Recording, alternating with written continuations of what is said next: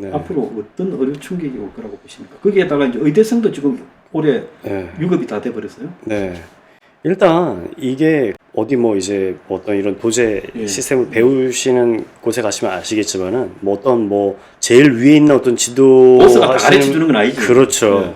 솔직히 지도 교수님이 가르쳐 주는 것보다 바로 위 학년 그 전공의가 밑에 전공이. 네, 밑에 전공이 가르쳐 주는 게 제일 많아요. 네. 뭐 여러 가지 뭐 방법이나 왜 그런지 이걸 왜 하는지 어떻게 하는 건지 이런 거를 다 이렇게 하면서 사실 그렇게 배우는 게 제일 크거든요.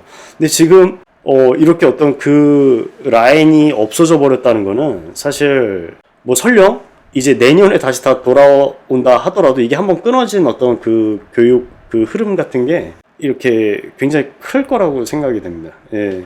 그래서 적절하게 타협을 할 수 있는 상황이 여러 번 보였음에도 불구하고 네. 돌아오지 못하도록 코너를 몰고 있다라는 느낌을 많이 받았어요. 네. 어떻게 보셨어요? 저도 이게 사실은 누가 봐도 이게 뭐 사실 뭐 누구 뭐 의사 아닌 분이 봐도 그렇고 누가 봐도 무리한 증원이죠.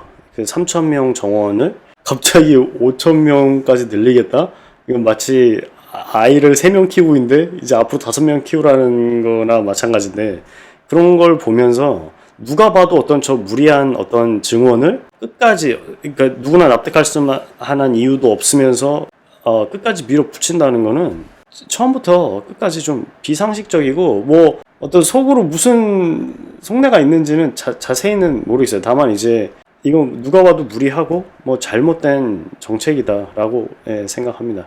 그래서 그 근본적으로는 이제 제가 이렇게 하는 배경까지 볼 때 왜 이렇게까지 할까?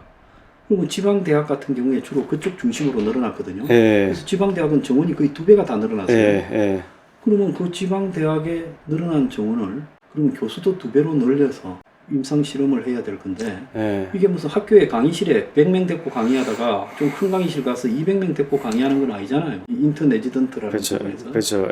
의대 교육이라는 게 그러면 이제 그렇게 됐을 때 또 의대 교수를 전용을 하느냐? 돈 없다고 또 교수는 안 뽑았다는 거예요.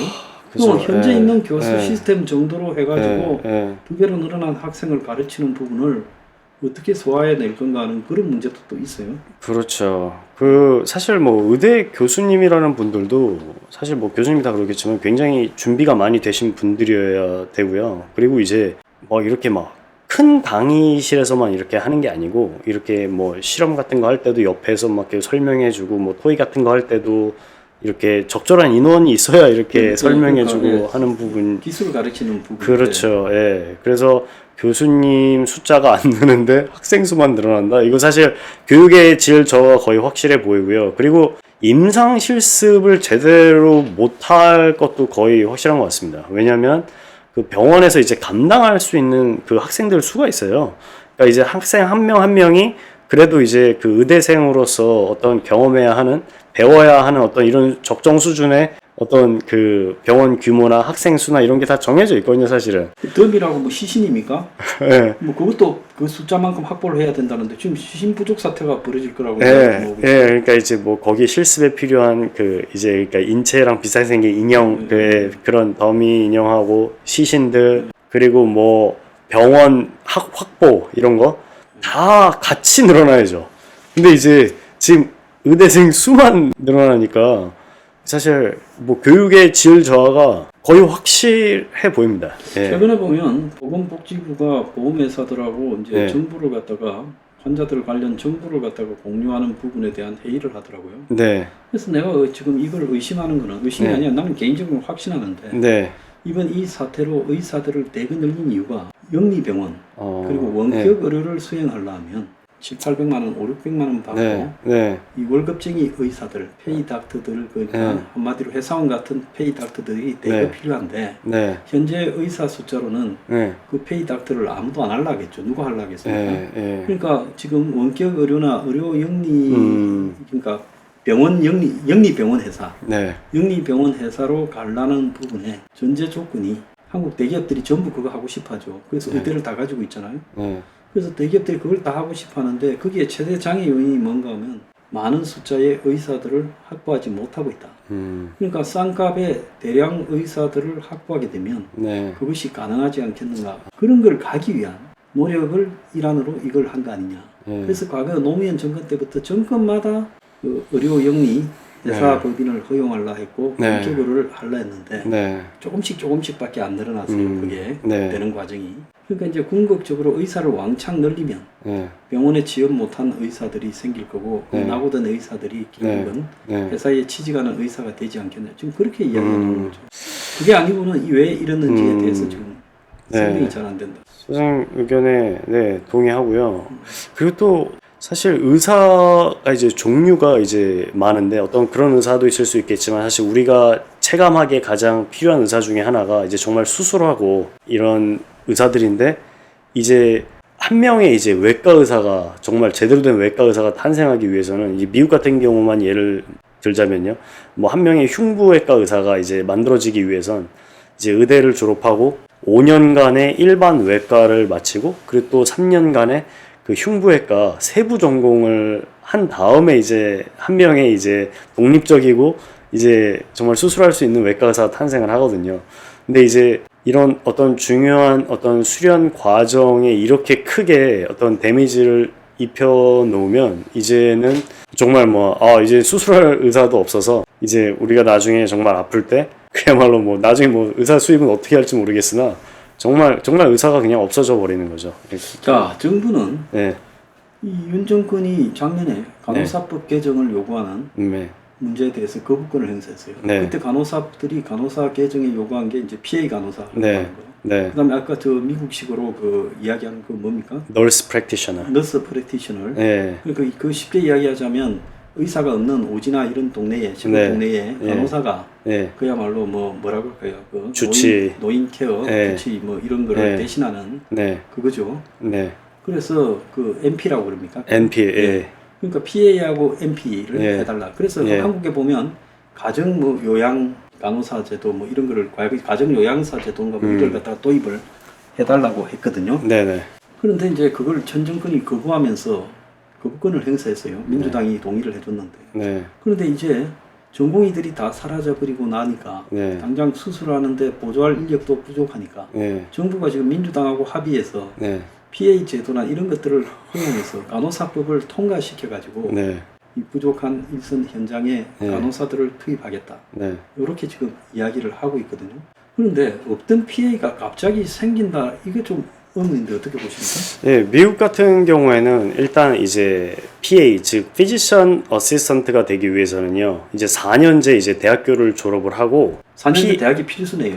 그리고 이제 석사 과정을 합니다. 그게 이제 PA 스쿨인데 석사 과정에 이제 PA 스쿨을 가서 거기서 이제 2, 3년 동안 어떻게 보면 이제 그 의대 4년 과정을 굉장히 함축해 놓은 그거를 그래서 이제 제가 이제 의대생 때도 그 병원 실습 나가면 그 PA 학생들을 같이 보기도 했어요. 왜냐면 그 친구들도 이제 실습을 나왔거든요. 근데 대신 이제 그 PA들은 레지던트 과정은 따로 없고 다만 이제 자기네들이 이제 그 피지션 어시스턴트 그 대학원을 졸업을 하고 그 시험에 이제 합격을 하면 이제 바로 이제 일선에서 이제 의사 밑에서 의사 이제 도와서 일을 하는 거죠.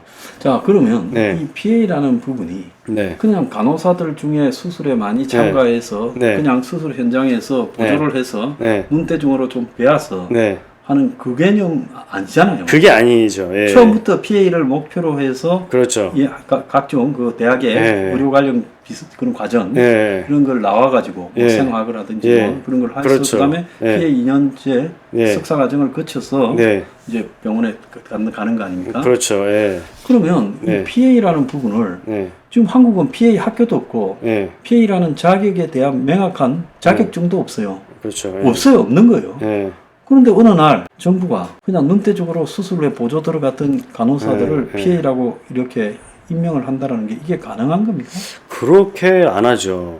그 미국의 이제 널스 프랙티셔너 되는 과정을 생각해 봐도 일단 널스가 되고 그 다음에 널스 프랙티셔너가 되기 위한 또 석사 과정이 있어요. 예, 그거 간호사 중에서 그렇죠. 석사 예. 과정에 들어가서 예, 그걸 또 2, 3년 하고 또 시험을 봐서 합격을 하면 그때 이제 널스 프랙티셔너가 되는 거거든요. 예. 그러니까 마치 뭐 내가 널스 경력 2, 30년 있으니까 내가 이제 널스 프랙티셔너 정도는 해야 된다. 이런 게 아니거든요.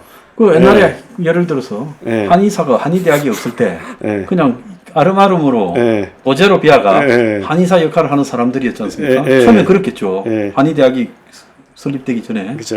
그러면 그런 사람들을 그냥 너가 지금까지 한의사 역할을 하고 있으니까 한의사 자격증을 부여하겠다는 거하고 비슷한 거잖아요. 그렇죠.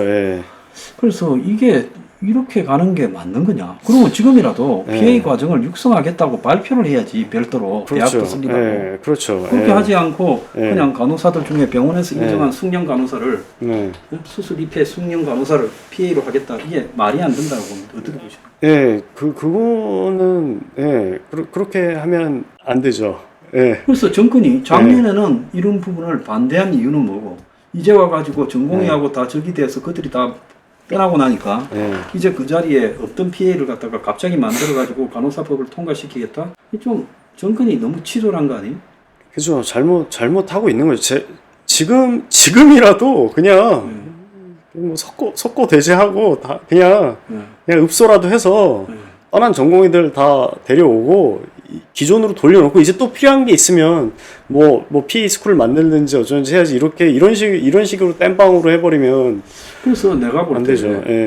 의도와 목적이 다르다 보니까 그러니까 대외적으로 내 그는 명분 있는 목적하고 실제 이걸 의사를 늘린 의도가 다르다 보니까 이런 일이 벌어져 버린 것 같아요.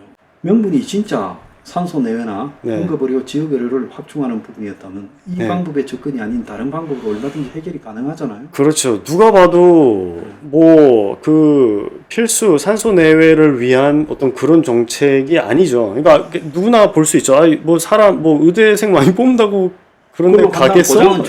그렇죠. 그러니까 지금 마치 막 모두가 다 아는 거를 마치 막 믿게끔 막 자꾸 막 이렇게 하려는 것 같은데 그렇게 안 되죠. 잠깐 국민을 잘 쏘겠다고 봐요. 근데 이 나라 국민들도 문제가 있어가. 두들겨 잡으면 자 돈 많이 벌고 상류계급인데 두들겨 잡으니 속이 시원하다 다 그랬던 거 아닙니까? 근데 이제 그게 제가 뭐 의사 입장이라서 그렇게 느낀지 모르겠지만은 사실은 굉장히 서운하죠. 서운하고 좀 실망스럽고 미국에서는 사실은 그 의사라고 하면은 가장 뭐 지금도 이제 조사하면은 가장 이제 존경받는 직업 1, 2위를 다투고 있고요. 그리고 이제 물론 이제 뭐 자기 의사가 마음에 안 들어서 의사를 바꾸는 일은 뭐 종종 있지만은 그래도 이제 의사는 나를 위하는 사람이다. 이제 내 편에서 나의 건강을 위해서 이제 최고의 결정을 해주는 사람이다라는 어떤 그런 이제 믿음이 있고 신뢰가 있거든요. 특히 이제 시골 같은 데서 하면 또 그런 맛이 또 더 있기 때문에 더 이제 나름 사람이 꼭 돈만으로 사는 게 아니라 그렇죠. 가치 그렇죠. 이런 게 사람이 살아가는데 중요한 거죠. 특히 지식인들 같은 경우에. 그렇죠. 근데 이제 어떤 이번에 어떤 그런 일반 국민들 어떤 속마음이 이렇게 드러나면서 이거 좀 많이 이제 좀 실망스러운 측면이 있죠. 그래서 정권이 대중들을 의사와 적대적인 부분으로 이렇게 몰아가면서 그래서 이제 의료개혁에 동력을 얻겠다고 선정한 것도 이것도 굉장히 잘못된 판단이다 이렇게 보이고요. 우리 김선덕 의사님은 미국에서 계시니까 그래도 참 속이 편하겠습니다. 한국에 이런 꼴들을 보느라고. 가끔 그런 생각을 하죠. 만약에 한국에 일어났던 일이 미국에도 일어났으면 저 얼마나 이게 큰 일일까. 그래서 사실 지금 고생하시는 뭐 전공의 선생님들, 뭐 의대생들, 또 심지어는 또 교수님들 생각을 하면은 깝깝해요. 정말 얼마나 지금 고민이 많고 힘든 시간을 보내실까라는 생각이 들면서 윤석열 정부에 대해서 정말 분노하지 않을 수 없습니다. 저는 제가 80년대, 90년대 청춘을 바쳐서 오늘날 한국의 의료보험 시스템 그래서 이 공적이고 사적인 부분이 결합이 돼서 사실 거기에는 전공의 같은 이런 의사들의 희생이 보태져서 이 의료보험 시스템이 유지되는 거죠. 만약에 그들의 희생이 보태지지 않는다면 지금 의료 수가를 감당할 수가 없죠. 그래서 이게 교묘하게 접점을 찾아서 세계에서 가장 나은 시스템을 유지하고 있다라는 자부심이 있었는데 내가 그걸 만드는데 다 관여를 했으니까요. 그런데 이걸 갖다가 하루아침에 그냥 의사들 두들겨 잡으면서 이걸 갖다가 해체해버리는 쪽으로 끌고 가는 부분에 대한 진정한 의도가 뭔가라는 것은 머지않아서 드러날 거라고 보고 있습니다. 다만 이 소동을 이쯤에서 멈추지 않으면요, 이건 나중에 한국의 의료 시스템 파괴로 가게 되고 그 책임은 윤정근이 다 져야 될 수 있다는 거예요. 그렇죠. 그리고 사실 뭐 의사가 뭐 사실 뭐 무슨 힘이 있겠어요. 그냥 뭐 파업을 한다 그러면은 사실은 그거 자체가 뭐 환자의 이제 생명에, 아이러니하게도 이제 그게 좀 강력한 파업의 어떤 그 목표이기도 하지만은 사실은 괴로운 일이기도 하죠. 저 같은 경우 지금 수술이 지금 보세요. 지금 투석을 지금 6개월 넘게 하고 있습니다. 그래서 이제 환자를 살리기 위해서 이제 의료계에 왔는데, 이제 어떤 자기들의 우리들의 어떤 그 의사로서의 어떤 의견을 표출하기 위해서 결국 또 피해가 환자에게 간다라는 거는 굉장히 이제 뭐 마음 아픈 일이죠. 누가 뭐 지금 뭐 마음 편하게 이렇게 하고 있겠어요. 다만 제가 좀 염려스러워. 제가 이제 윤 정권을 좀 관찰을 옆에서 좀 해본 게 제 생각입니다.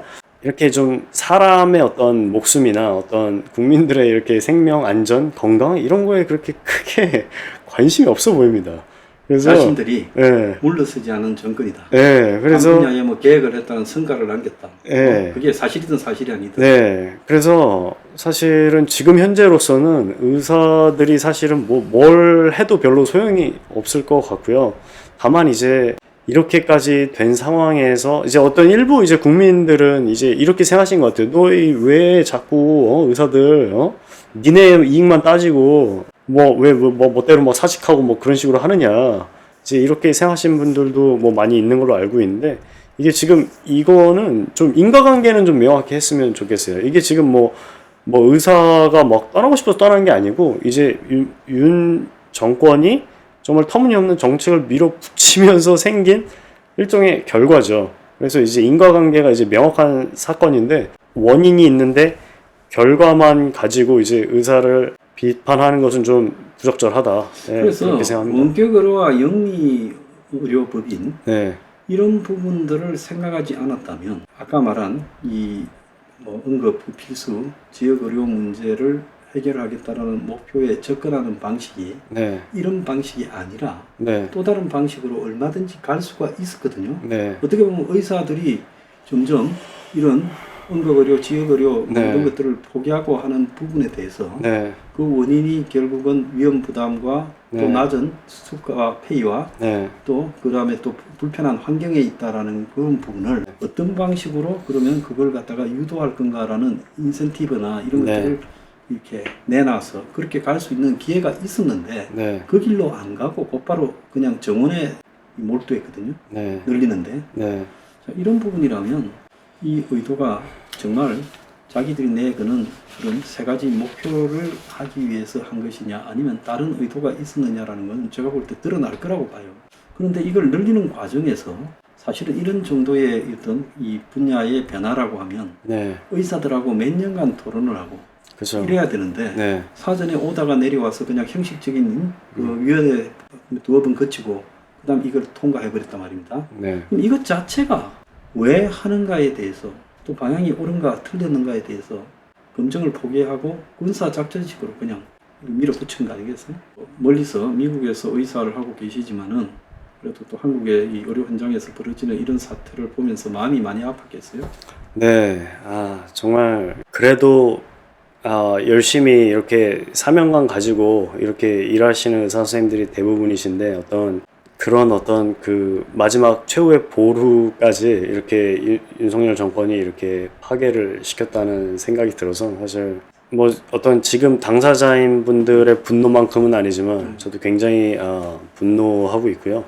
좀 더 나아가서 이런 이 윤석열 대통령을 또 이 대통령이 될 수 있도록 이렇게까지 키워준 이 문재인 전 대통령도 같이 책임을 져야 되지 않나. 모르겠습니다. 나라가 걱정이 많이 돼요. 저는 또 특히 또 기독교 신자로서 바라볼 때 그 이스라엘이 이제 망할 때 정말 이 함량 미달의 지도자들이 계속 되면서 그러다가 마지막에 이제 깔끔하게 나라 말아먹고 이제 나라가 이제 그 망하는 그런 이제 스토리가 나오는데 아, 이거 혹시 우리나라도 이제 그 길에 들어선 건 아닌지 심히 염려가 되면서요. 어떤 지도자들의 어떤 그 수준이나 자질이나 이런 것들이 계속 이렇게 낮아지는데 이거 참 걱정됩니다. 예. 네, 아주 중요한 이야기를 하셨다고 생각합니다. 자, 미국 돌아가셔서 항상 건강하게 네. 그리고 또 고국 걱정을 많이 해주시기를 바라고 감사합니다. 지금 결혼을 하려고 왔던데 잘 안 된 것 같아요. 그래서 또 우리 시청자분들 중에 교회 다니시는 분들 많잖아요.